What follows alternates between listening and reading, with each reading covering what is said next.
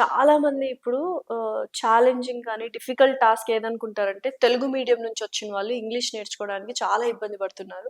But అన్‌ఫార్చునేట్‌లీనో, మరి ఫార్చునేట్‌లీనో తెలీదు కానీ, ఇంటర్‌వ్యూస్‌లో కానీ, వాటిలో కానీ ఇప్పుడు ఇంగ్లీష్‌నే ఎక్కువగా ఇంపార్టెంట్‌గా చూస్తున్నారు. కమ్యూనికేషన్ స్కిల్స్ ఉండాలి. అదర్ కంట్రీస్ వాళ్ళ క్లయింట్స్ కూడా ఉంటారు కాబట్టి, ఇంగ్లీష్ అనేది వాడుక భాష అయిపోయింది and we are using it. యూజువల్‌గా ఇప్పుడు నేను మాట్లాడిన ఎన్నో ఇంగ్లీష్ పదాలొచ్చేసినాయి. బట్ తెలుగు మీడియం వాళ్ళకలాగా చాలా బాధగా అనిపిస్తది. వాళ్ళు ఇంగ్లీష్‌లో మాట్లాడాలంటే అరే!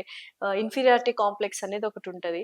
సో, తెలుగు మీడియం నుంచి ఇంగ్లీష్ నేర్చుకోవాలి అని అనుకునే వాళ్ళకి ఇంగ్లీష్ ఎంత ఈజీగా ఉంటది? ఇంగ్లీష్ నేర్చుకోగలరా? నేర్చుకోవచ్చండి. ఇంగ్లీషు యాక్చువల్‌గా ఓన్లీ ఇంగ్లీష్ మీడియం వాళ్ళే నేర్చుకుంటారని కాదు.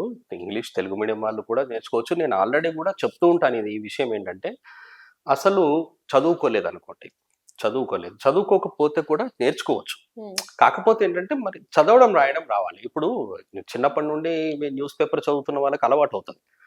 నేను నేను నాకు తెలిసిన వాళ్ళ గురించే చెప్తున్నాను. హ్మ్. ఒకవేళ తెలుగు మీడియం ఉన్నారనుకోండి, వాళ్ళు కూడా ఈ ఇంగ్లీష్ క్లాసెస్ డెవలప్ అవ్వాలి అని అనుకుంటే ఏంటంటే, వాళ్ళు ఈ మ్యాగజైన్స్ ఏవైతే ఉంటాయో అవి గానివ్వండి, తర్వాత ఏవైనా స్టోరీ బుక్స్ ఉంటాయి. హ్మ్. ఆ స్టోరీ బుక్స్‌ని చదవడం గాని చేస్తే వాళ్ళకు ఇంగ్లీష్ అలవాటవుతుంది. ఫస్ట్ ఆఫ్ ఆల్ ఏంటంటే ఇంగ్లీష్ హ్యాబిచ్యుయేట్ అవ్వాలి.